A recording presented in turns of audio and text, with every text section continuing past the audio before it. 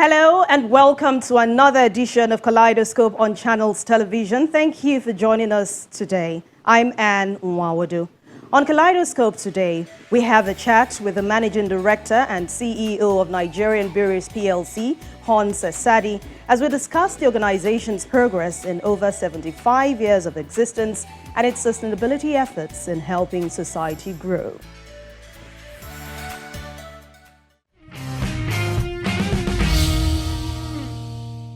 Once again, welcome to the program. Nigerian Breweries PLC is the largest brewing company right here in Nigeria, serving the Nigerian market and West Africa. Let's find out more. Nigerian Breweries PLC is a subsidiary of Heineken. It was incorporated in 1946 as Nigerian Breweries Limited. In June 1949, the company recorded a landmark when the first bottle of Star Lager beer rolled out of its Lagos brewery bottling lines. In 1957, the company commissioned its second brewery in Aba, and the name became Nigerian Breweries Limited. Then the Kaduna Brewery came in 1963, with the Ibadan Brewery coming in years later in 1982. Following the coming into effect of Companies and Allied Matters Act of 1990, the name of the company was changed to Nigerian Breweries PLC to reflect its public limited liability status. In 1993, Nigerian Breweries Limited acquired its fifth brewery in Enugu. Nigerian Breweries PLC now has 9 fully operational breweries from which its high-quality products are produced, like Star Lager beer, Guler, Maltina, Legend Extra Stout, Amstel Malta, Fayrouz, the Heineken, which was relaunched into the Nigerian market in 1998, and several other brands. In 2014, as a result of the merger with Consolidated Breweries PLC, more brands were introduced. 54% of the raw materials used are sourced locally. Nigerian Breweries PLC is listed on the Nigerian Stock Exchange, and as at December 31, 2019, it had a market capitalization of approximately 472 billion naira, making it one of the largest companies in Nigeria by market capitalization. It has also received several awards in the capital market. We still have the Managing Director and CEO of Nigerian Breweries PLC, Hans Sadi. Nigerian Breweries PLC says it is committed to the United Nations Sustainable Development Goals 1 and 2, which is no poverty and zero hunger. But how much have you been able to achieve so far since you started? That's a great question, Anne, to start with. Nigerian Breweries, with a legacy of 75 years, we are not only here in Nigeria to make money and to run away. We are a respected international corporation, major shareholder Heineken, and both locally but also globally we're making huge investments in making sure what we call the triple P, beyond the profitability, the planet and the people. And to zoom in on the planet part, there is huge things we do. We have a number of trust funds that we make donations to. We have their boards of trustees that look at various projects that make sense, and to make sure that we play our part in fighting, if I can use that word, these two elements that you mentioned. Not an easy feat in a country like Nigeria, but I think we all have to try to make it better, and I think that's where we are, and that is what we will continue to do. I know your organization is one of the foremost when it comes to sports in Nigeria. How many activities have you covered so far, and can you even measure the impact you've been able to make? We're in the business of producing, marketing, and selling beer and beyond, and beer has always been a social lubricant. So beer and sports go very well together. When there's a celebration, whether that's daily, but especially when teams like football teams play together, whether nationally or locally in competitions, there's always a lot of enthusiasm and excitement. And Nigerian Breweries is proud to have been part of the Nigerian Football Federation for quite a number of years, notably with brands like 33 Export, Star and Maltina.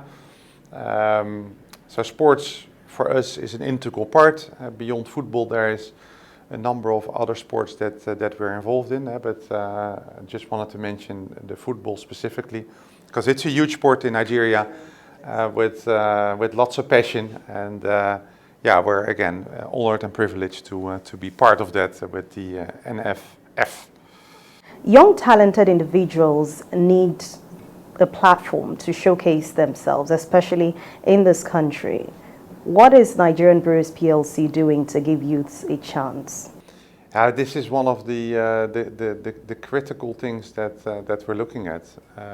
We do this, by the way, both within the company, looking at our own talent and making sure that we really develop future leaders in Nigerian breweries, because this is critical. Also looking at the way the world is changing so fast, but if we zoom into Nigerian talent and how do we support in various arenas, maybe starting with film, the can I say famous Nollywood movies, and we've just gone through the African Oscars last weekend, the Africa Magic Viewers Choice Awards, where we were with Amstel Malta a very prominent part, and that's where we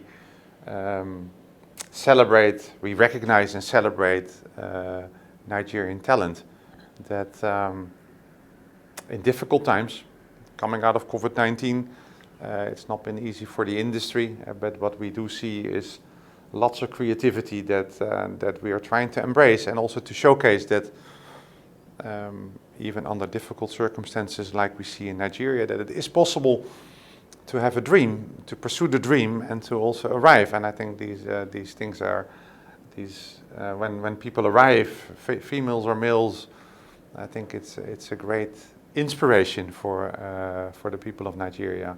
Things to look up to, but also to celebrate the success. When we look at Nigeria on the map, these were African awards.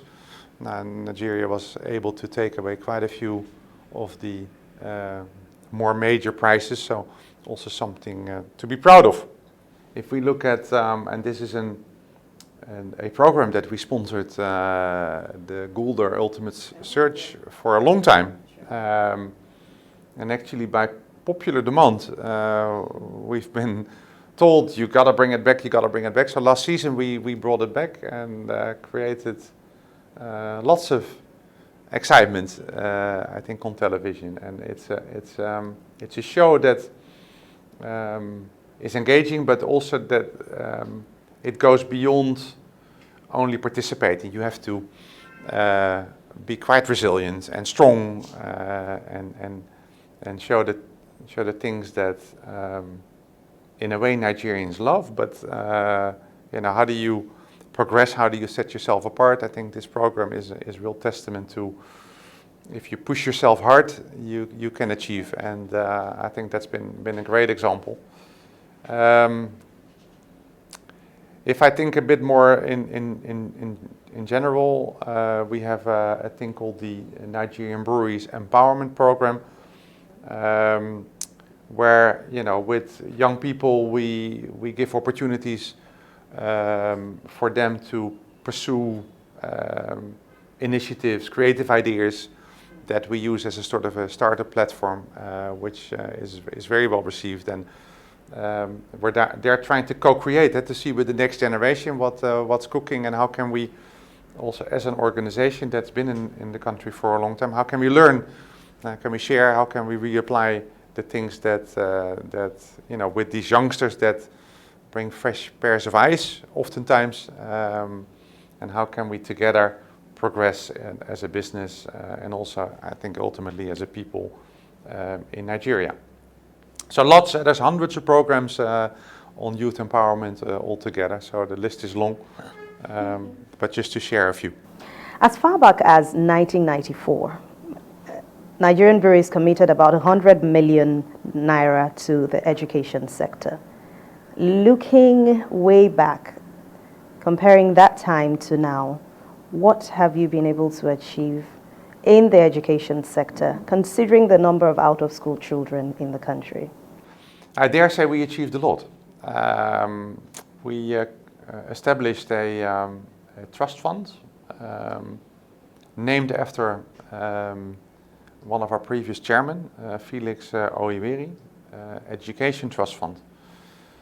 We come together on a quarterly basis. We inject their substantial amounts of money, both from Nigerian Breweries, but also as part of Heineken from the center.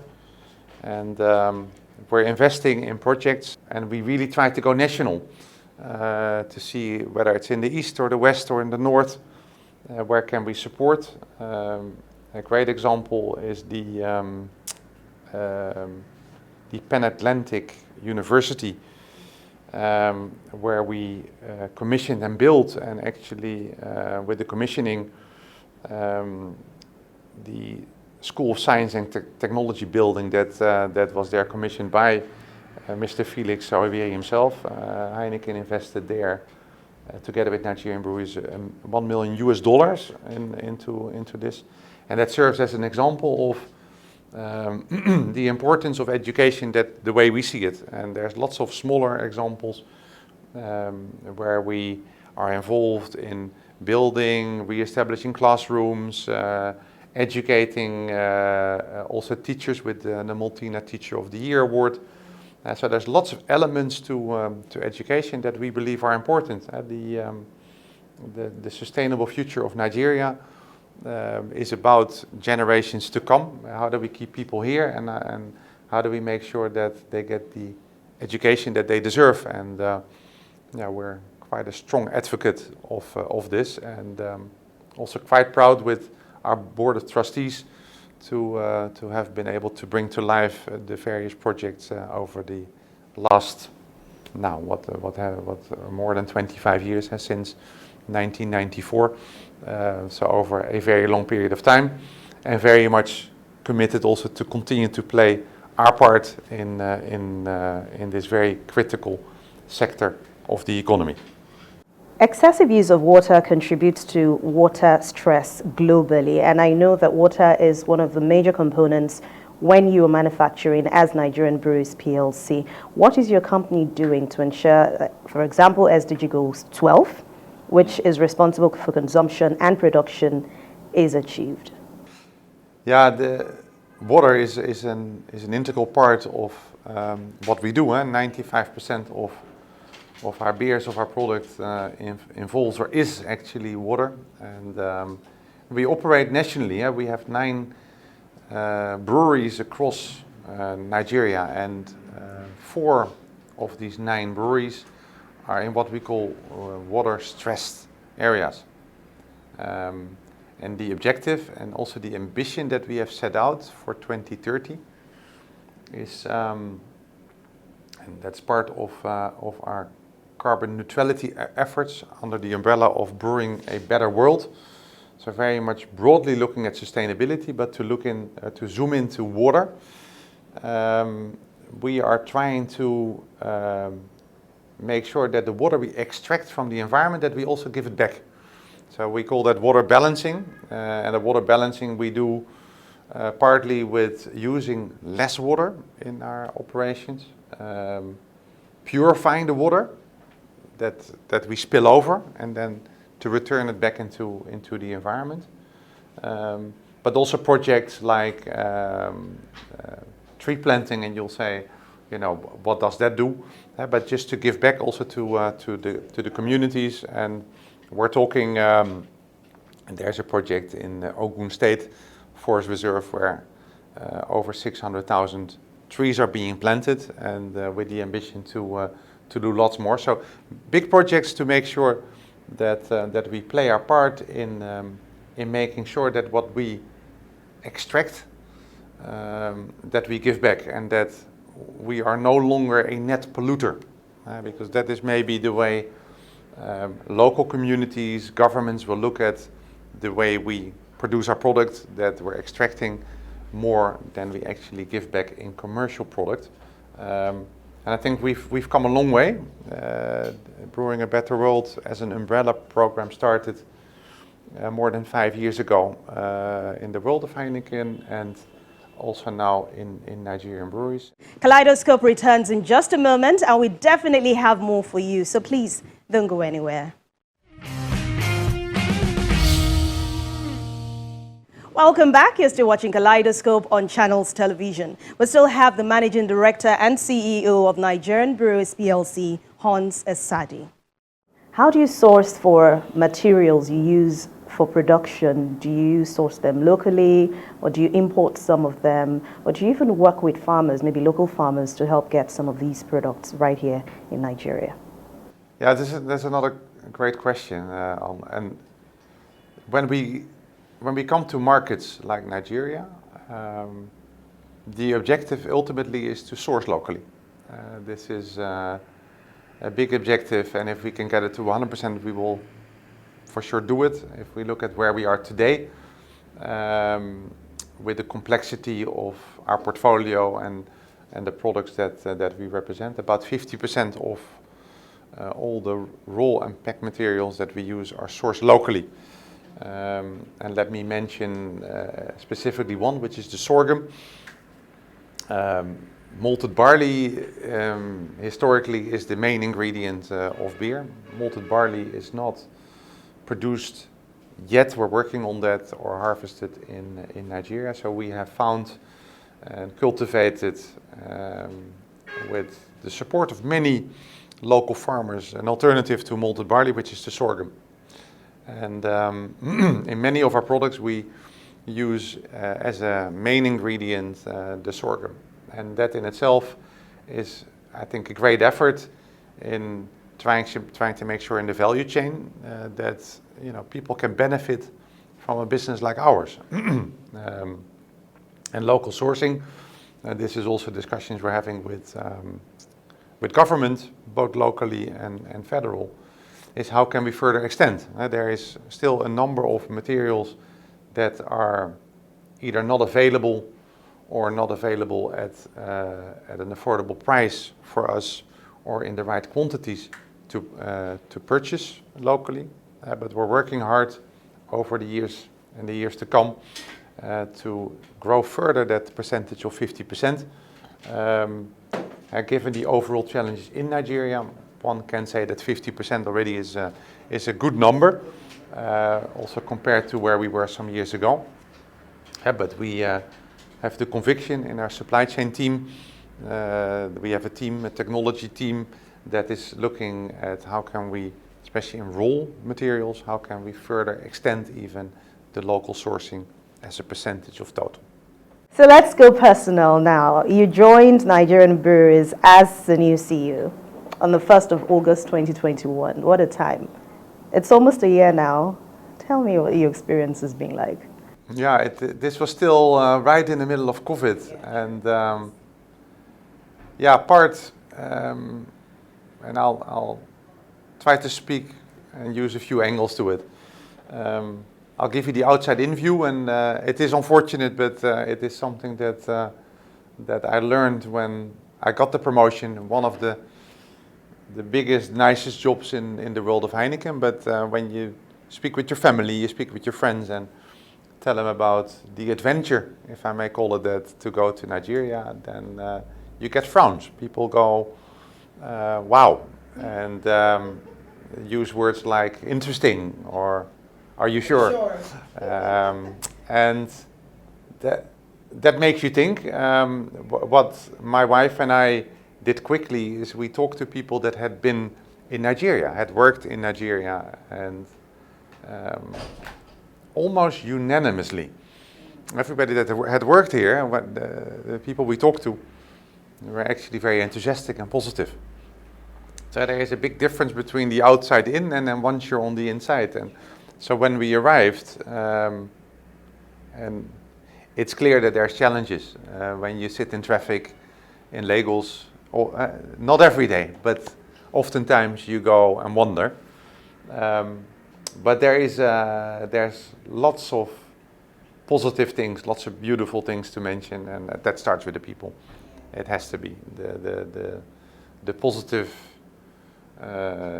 nature, the can-do mentality of the Nigerians, the passion, sometimes the loudness, but there's always something going on in Nigeria. And I think that given the on-the-ground challenges, to have a people that is still so positive and so resilient, because we have, as Nigerians, overcome not only COVID-19, but many, many other challenges. And even today there's challenges, and there will always be, I'm sure, challenges. But it's been quite a feast to be part of this. And what we see as a business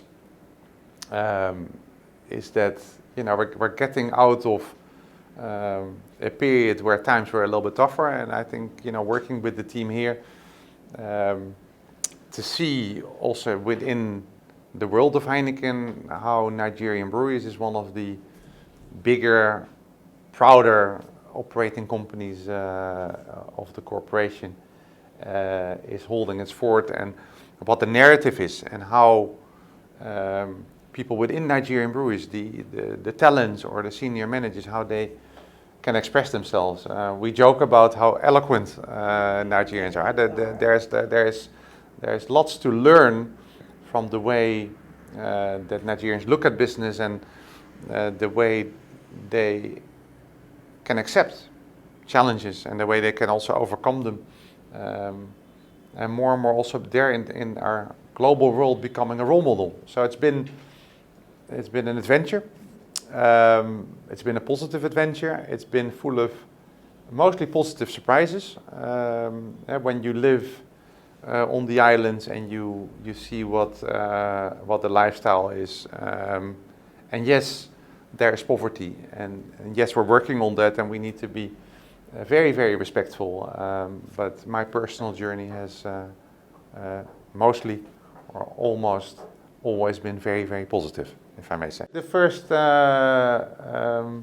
obviously, I recall the jollof rice, but which is one of the first things that I sampled. But I cannot come with the meat, the spicy meat, the suya, and you can cut that. And the first thing I sampled actually was we were at an event, and they brought us the chicken suya, and we sampled it together with a beer, and that I think until today is still my favorite favorite food in Nigeria. Nice. Your company's corporate social responsibility vision is winning with Nigeria. How much is Nigerian Breweries PLC willing to do to make sure that you always stay relevant, you always get that vision, and you continue to win in your business and, of course, in helping society grow? Yeah. I dare say it's winning with Nigeria and Nigerians, because it's a very people-centric way to look at business moving forward. We are quite determined, and lots of examples have come through already in the questions that you asked earlier. But corporate social responsibility will become the way that next generation, whether that is people coming out of universities, future employees, stakeholders, customers, consumers, the way they will look at business. It is simply no longer good enough to come to a market, to make some profit, to express yourself on the stock exchange, to say this is the money we made, and run off and share with the shareholders ultimately. I refer to the Triple P, and we are determined. We're quite determined to not only becoming the most adaptable, but also the most progressive company in Nigeria. And what that means is that we will have to continue to invest and maybe accelerate even the way we look at the revenue and the profitability that we create, and how do we give this back in a way that is acceptable. And if I think about consumers and the way they look at organic and the way they look at more natural, away from sugar, away from unnatural ingredients, the way we look or maybe have a dialogue with government around what is the right thing to do. We had a discussion on the water, but carbon neutrality, the bigger piece there is we want to be seen not only as the biggest brewer, but also we want to be seen as the most respected business in Nigeria. That's partly a dream, which we're working against, and please, we are really determined also to put money behind this, because otherwise it's talking, and we need to find ways to walk the talk. And if you look at our annual reports, and you look at CSR initiatives and the way that we're giving back and the way we're taking this seriously to ultimately become a green company, that's very much the objective. We're in a good place. We're not there yet, but we're determined to continue on this journey. Well, they say there is no exercise better for the heart than reaching down to lift people up. And we encourage more organizations to continue to do just that. That's the program for today. Thank you so much for watching. Don't forget, you can keep up with past editions. All you need to do is go to youtube.com/channelsweb, click on playlist, then scroll to Kaleidoscope, and you'll see as many editions as you want. Thank you so much for watching. Stay safe. I'll see you soon. I'm Anne Mwawadu.